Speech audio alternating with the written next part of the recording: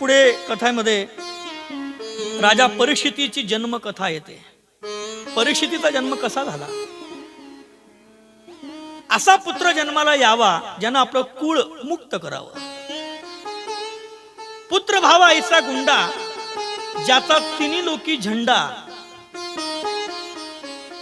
पुरे एक पुत्र माय पोटी हरिस्मरणे उद्धरे कुळे कोटी.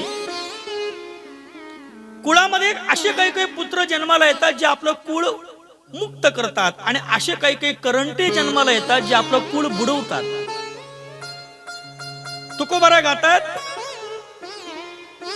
उपजला काळ आणि कुळा लाविला विटाळ.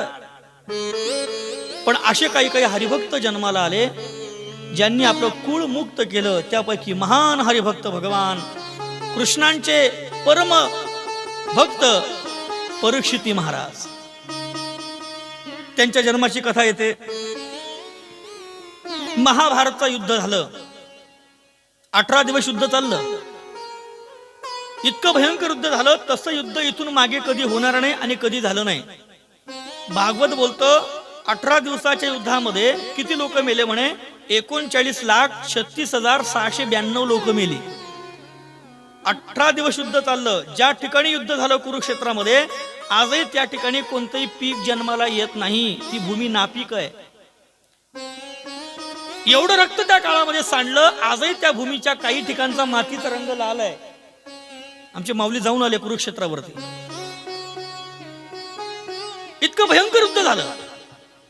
18 दिवस युद्ध चाललं. भीमाच्या गदा प्रहाराने सर्व कौरव मेले. एक जण फक्त शेवटचा बाकी होता. कोण? दुर्योधन, जो सर्वात मोठा होता. दुर्योधनाला मोठा प्रतिशोध होता. अंतःकरणामध्ये राग होता. अरे या भीमाने म्हणे माझे 99 भाऊ मारले. अरे माझे 99 भाऊ मेले. माझे भीष्म पितामह बाणाच्या शय्येवर पडले. गुरु द्रोणाचार्य गेले. माझा मित्र कर्ण गेला. आणि या पांडवांतल्या एकहीच्याही केसाला धक्का लागला नाही. जळत होता दुर्योधन, जळत होता आतमध्ये. युद्धाला सगळे हरले. कौरव फक्त दुर्योधन जिवंत राहिला. आणि दुर्योधनाने आता युद्धभूमी सोडली आणि लपून बसला जंगलामध्ये. आता काही मोजके लोक शिल्लक आहेत कौरव पक्षातले. कुलगुरु कृपाचार्य जे चिरंजीव आहेत ते बाकी आहेत.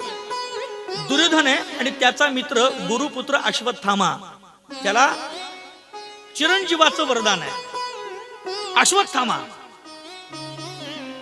एक दिवशी दुर्योधन संध्याकाळी रात्री अश्वत्थामाशी चर्चा करत होता. मित्रा अश्वत्थामा, काय माझं जीवन आहे म्हणे. अरे माझ्या करता माझ्या मित्रांनी, माझ्या कुटुंबातल्या माझ्या सगळ्या भावांनी, अनेक राजे महाराजे, मी विजयी व्हावं म्हणून माझ्या करता प्राणत्याग केला. पण मी मात्र त्यांचं संरक्षण करू शकलो नाही. अरे धिक आहे माझं जगणं. या पांडवांनी आयुष्यभर त्रास दिलाय. अरे म्हणे किती प्रयत्न केला यांना मारण्याकरता, पण हे मरत नाही. माझे सगळे मेले पण यांचा एकही गेला नाही. मित्रा आता युद्ध करायचं, पण नीतीने नाही अनितीने म्हणे. आता सगळी कमान तुझ्या हातात आहे. मला वचन दे, जर समजा तू मला खरंच मित्र मानत असेल आणि जर तू माझं मीठ खाऊन तू माझ्या त्या मिठाला जागत असशील, तर पांडवांच्या डोक्याची शिर मला आणून दे. पांडवांचे चेहरे मला पाहिजे इथं समोर, त्यांचे मुंडके कापून आणून दे. अश्वत्थामा म्हटला, पांडवांचे मुंडके कापायचे हे शक्य आहे तेव्हा जेव्हा पांडव झोपले असतील तेव्हा. झोपेमध्ये हत्या करणं पाप आहे. पण अश्वत्थाम्यानं ठरवलं, कारण पांडवांना जागेपणी मारणं कदापि शक्य नाही हे त्याला माहिती होतं. ठरलं. 2 दिवसामध्ये अमावस्या होती. संपूर्ण काळोखाचं साम्राज्य होतं. मध्यरात्री अश्वत्थामा नग्न तलवार घेऊन पांडवांच्या पंडालकडे निघाला. त्या दिवशी रात्र मोठी भयान होती. गुरुपुत्र अश्वत्थामा जो द्रोणाचार्यांचा पुत्र होता, पण संगती चुकीची आहे आणि त्यामुळे हे महापाप करण्याकरता प्रवृत्त झाला. आपले वडील सर्व हस्तिनापूरचे कुरु साम्राज्याचे गुरु आहेत. लहानपणापासून सदाचाराची शिक्षण घेतलेला अश्वत्थामा दुर्योधनाच्या कुसंगतीमुळे बिघडला. हातामध्ये शस्त्र घेऊन अधर्म करण्याकरता निघाला. रात्रीचा 1:30 वाजला आणि पंडाल मध्ये घुसला पांडवांच्या. पण घडलं असं, भगवान कृष्णाची ही योजना होती. त्या दिवशी त्या पंडाल मध्ये पांडव झोपलेच नव्हते. मग पांडवांचे 5 पुत्र झोपले होते, जे द्रौपदी पासून झाले होते. द्रौपदीचे 5 पुत्र त्या पंडाल मध्ये पांडवांच्या जागेवर झोपले. अश्वत्थामा अंधाऱ्या खोलीमध्ये त्या पंडाल मध्ये शिरला. चित्र डोळ्यासमोर उभं करा. हातामध्ये नग्न तलवार आहे. वरून चंद्र पाहतोय. ज्या कुळाने आयुष्यभर धर्माला सहकार्य केलंय, त्या कुळातला असा एक पुत्र अधर्म करण्याकरता प्रवृत्त होतोय. सर्वजण हाय हाय करतायत. हातामध्ये नग्न तलवार घेतली आणि अश्वत्थामाने झोपेत पांडव समजून पांडवांच्या मुलाच्या धडावरती आघात केला आणि शिरापासून धड वेगळं केलं. रक्ताच्या चिरकांड्या उडल्या अश्वत्थामाच्या चेहऱ्यावरती. आकाशामध्ये विजेचा कडकडाट झाला आणि भयंकर ढगांची गर्जना सुरू झाली. त्या ठिकाणी महाराज अशा भीषण वातावरणामध्ये अश्वत्थामा बेभान झाला. त्याने त्या 5 मुंडके उचलले, एका गाठोड्यामध्ये बांधले. अंधार होता आणि अंधारामध्ये मुंडके उचलून पळत पळत पळत पळत आपला मित्र दुर्योधनाकडे निघाला. दुर्योधनाकडे आला. दुर्योधनाला सांगितलं, दुर्योधना बाहेर ये. म्हटलं काय झालं? अरे जे तुला आयुष्यभर जमलं नाही ते मी 5 मिनिटात करून टाकलं. म्हणे काय केलं? तुझे शत्रू 5 पांडवांची मुंडकी घेऊन आलो. अश्वत्थामा मोठा आनंदी झाला. दुर्योधनाने ऐकलं, मोठा आनंद झाला. दुर्योधन बाहेर आला आणि पाहतो का खरंच खरंच ही गोड बातमी दिलीस? अरे खरंच तुझ्या शत्रूंचं शिर कलम करून घेऊन आलोय. माझ्या हातामध्ये अर्जुन, नकुल, सहदेव, युधिष्ठिर, भीम या 5 मुंडके माझ्या हातात आहे. जे कोणाला जमलं नाही ते मी करून दाखवलं. म्हटलंय खरंच? मला पाहू दे, मला पाहायचंय. हसायला लागला दुर्योधन. गदा गदा हसवतोय. ज्यांनी माझे 99 भाऊ मारले, ज्यांनी माझं कुरुकुळ संपवलं, त्यांची मुंडकी आता मला पाहिजे. म्हटले गाठोडं खोल. अश्वत्थामानं गाठोडं खोललं. पण अश्वत्थामाला पण माहित नाही ते पांडव नाही तर पांडवांची मुलं आहेत. गाठोडं खोललं आणि गोठोडं खोलल्याबरोबर आकाशामध्ये वीज चमकली आणि विजेच्या प्रकाशामध्ये दुर्योधनानं ते 5 मुंडकाकडे पाहिलं आणि धाड बघून खाली पडला आणि म्हटलं, पाप्या अश्वत्थामा, हे काय केलंस? अरे हे पांडव नाही. म्हटलं मग? हे पांडवांचे पुत्र आहेत, द्रौपदीचे पुत्र आहेत. द्रौपदीचे पुत्र आहेत. अश्वत्थामा घाबरला. अश्वत्थामा पूर्णपणे त्या ठिकाणी भयभीत झाला. अंगामध्ये कापरं मावेना. अश्वत्थामाला भय वाटलं, ज्या अर्थी हे पांडव नाहीत त्या अर्थी पांडव जिवंत आहेत. आणि जर पांडव जिवंत असतील तर ते मला आता जिवंत ठेवणार नाही. अश्वत्थामा अत्यंत कापरं भरलं अश्वत्थामाच्या अंगामध्ये. पण दुर्योधन मात्र रडला महाराज. दुर्योधन मात्र, अश्वत्थामा पाप्या, हे काय केलं? अरे माझं वैर पांडवांसोबत होतं. पांडवांच्या मुलांना इतक्या निर्दयपणानं झोपेत हत्या करून आणलीस. अश्वत्थामा, हे तू काय केलंस? दुर्योधन म्हणतोय, अरे बाबा, आमच्या सर्वांच्या मृत्यूनंतर आमच्या पितरांना तर्पण करणारे एवढे 5 मुलंच तर शिल्लक बाकी होते आणि यांनाही तू संपवलं. अरे मी मेलो, पितृलोकामध्ये माझ्या पूर्वजांना काय तोंड दाखवू? माझ्या पितरांच्या उद्धाराकरता महाराज एक सुद्धा पुत्र जिवंत ठेवला नाहीस. अश्वत्थामाचं अंतःकरण, दुर्योधनाचं अंतःकरण अत्यंत गैवरून गेलं. रडला दुर्योधन. बोलता बोलता बोलता बोलता इकडे सूर्योदय व्हायची वेळ आली.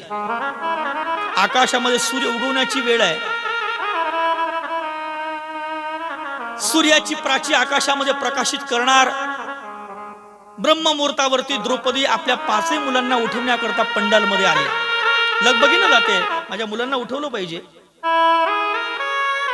हळूच सूर्यानं प्रकाश सोडला होता. आता सगळं स्वच्छ दिसत होतं.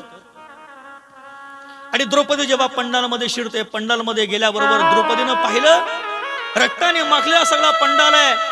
पलंगावरती, मंचकावरती सगळे धड आहेत, पण तिथं मुंडकी नाहीत. वस्त्र बाजूला केलं आणि आवाज दिला, कृष्ण असं म्हटल्याबरोबर तो अत्यंत आर्ततेचा आवाज कृष्णाच्या कानावर पडला. कृष्ण धावत धावत गेले. भीम मागे धावतायत, अर्जुन धावतायत, युधिष्ठिर धावतायत. द्रौपदी, काय झालं? का रडतेस? आणि पंडाल मध्ये गेल्यावरती सर्वांनी प्रसंग पाहिला, सगळा पंडाल रक्तानं माखलेला आहे आणि फक्त मुंडकी नाही धड तसेच आहेत. द्रौपदी धाय मोकळून रडतली, खाली धाडकन बेशुद्ध पडली. द्रौपदीला काय बोलावं कळत नाही. असं कसं घडलं? झोपेत माझ्या मुलांचं वध करणारा असा कोण आहे महापापी, आतताई, नराधम, द्रष्ट, ज्याने माझ्या मुलांची झोपेत हत्या केली? अरे कुमार अवस्थेमध्ये होते माझी मुलं. भीमाची तळपायाची आग मस्तकाला गेली. फक्त सापडला पाहिजे, जिवंत फाडून टाकीन अशी प्रतिज्ञा भीमाने केली. अर्जुनानं गांडीव घेतलं आणि सांगितलं फक्त कोण आहे दोषी कळायला पाहिजे. भगवंताला म्हटले, युधिष्ठिर, हे देवा तुम्ही सर्वज्ञ आहात, सांगा ना हे पाप कोणी केलंय? भगवंताने डोळे बंद केले आणि पाहिलं, अर्जुना, भीमा, नकुला, सहदेवा, युधिष्ठिरा, हे सगळं पाप तुमच्याच गुरुच्या पुत्राने अश्वत्थामाने केले. अश्वत्थामा? अश्वत्थामा नाव ऐकल्यावर सर्वांना आश्चर्याचा धक्का बसला. पण राग अनावर झाला महाराज. भीम भुकेल्या वाघाप्रमाणे निघाला. महिन्यापासून वाघ उपाशी असावा आणि शिकारा करता जसा वनवन फिरावा त्याकरता भीम सवताळला. रथाचे घोड्यांना चाबूक हाणला आणि रथ निघाला. चारही दिशाला चारही पांडव निघून गेले आणि शोधत शोधत शोधत शोधत सूर्योदय आता थोडा वरती आला होता. अश्वत्थामा स्वतःचा जीव मुठीत घेऊन पळत होता. वार्ता कळाली, अश्वत्थामा पश्चिम दिशेला गेलाय. अर्जुनाचा आणि भीमाचा रथ पश्चिम दिशेला निघाला. चालता चालता चालता चालता वाऱ्यासारखा वाहणारा तो रथ अश्वत्थामापर्यंत लागतो आणि अश्वत्थामा समोर दिसला. भीम खाली उतरला आणि पळत पळत पळत पळत गेला आणि अश्वत्थामाच्या मागून लाथ मारली. अश्वत्थामा खाली पडला आणि आताच याची मान कापी म्हणून तलवार उचलली. पण कृष्ण म्हणाले, भीमा थांब, हा तुझा दोषी नाही, हा द्रौपदीचा दोषी आहे. याकरता याला द्रौपदीकडे नेलं पाहिजे.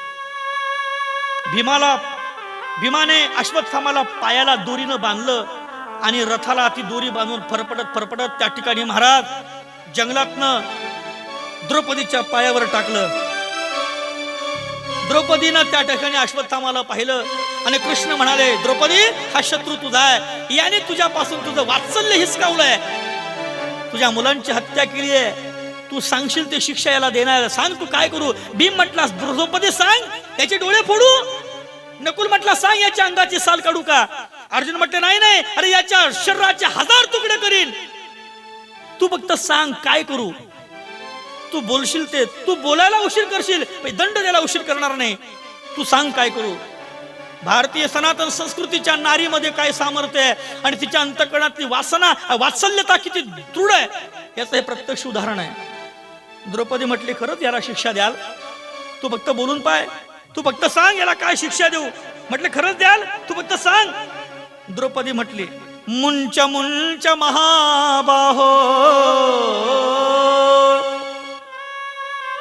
हे माझ्या पतींनो, हे भगवान कृष्णा, यानं माझ्या मुलांच्या हत्या केली आहे आणि याला दंड द्यावा असं तुम्हाला वाटत एक करा, याला एकच दंड द्या. म्हणे काय? याला सोडून द्या, सोडून द्या.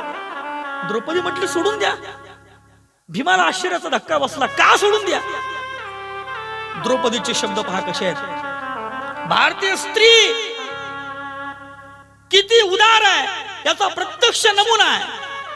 द्रौपदी म्हटली, अरे आपला मुलगा गमावल्याचं दुःख काय असतं हे मी आता अनुभवते. माझ्या मुलांची हत्या यानं केली आहे, पण मी जर याला मारलं तर याची आई कृपी अजून जिवंत आहे आणि तिचा सुद्धा मुलगा जाईल ना. खरं सांगू, मी माझं दुःख जगतेय, पण त्या कृपीला ते दुःख भोगावं लागू नये याकरता तुम्ही याला सोडून द्या. काय औदार्य आहे महाराज, काय औदार्य आहे. म्हटलं, याला सोडून द्या का? कारण हा ब्राह्मण आहे आणि ब्राह्मणाची हत्या करू नये. पण नाही नाही, कृष्ण म्हटलेला शिक्षा मिळाली पाहिजे. पापच तेवढं भयंकर केलंय. अरे झोपेत हत्या करणं हे महापाप आहे. विचार करा, झोपेत हत्या केल्याचा परिणाम अश्वत्थामाला दंड भोगावा लागला. जी स्त्री गर्भामध्ये आपल्या बाळाची हत्या करते तिला काय भोगावं लागत असेल तुम्ही विचार करा. भयंकर आहे. म्हटलं काहीतरी दंड दिला पाहिजे. भगवान कृष्णाने सांगितलं, ठीक आहे, याला असा दंड द्या, याचा मृत्यू पण नाही झाला पाहिजे आणि याला शिक्षा पण मिळाली पाहिजे. अश्वत्थामाच्या कपाळावर एक दिव्य मणी होता.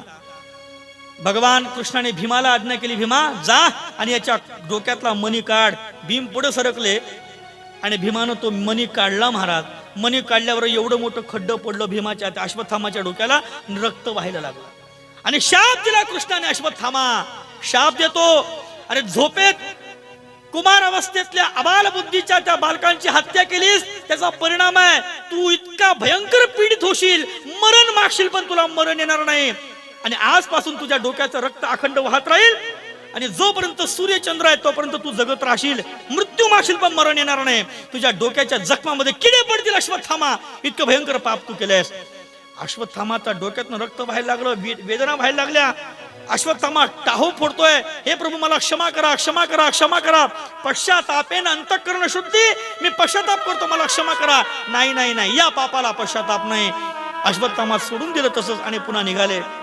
द्रौपदी जळत होती आपल्या अंतःकरणामध्ये, आपली मुलं गमावली महाराज. सर्वजण तिचं सांत्वन करतायत, द्रौपदीची समज घालतायत. द्रौपदी, या जगामध्ये काळाचा महिमा मोठा विघातक आहे. तुझे 5 मुलं गेले म्हणून तू दुःख करतेस. गांधारीकडे पहा, जिने आपले 99 गमावले. नंतर पुन्हा दुर्योधनाची हत्या झाली, दुर्योधनाचा वध केला भीमाने आणि त्या ठिकाणी अश्वत्थामा जंगलाकडे निघून गेला. पण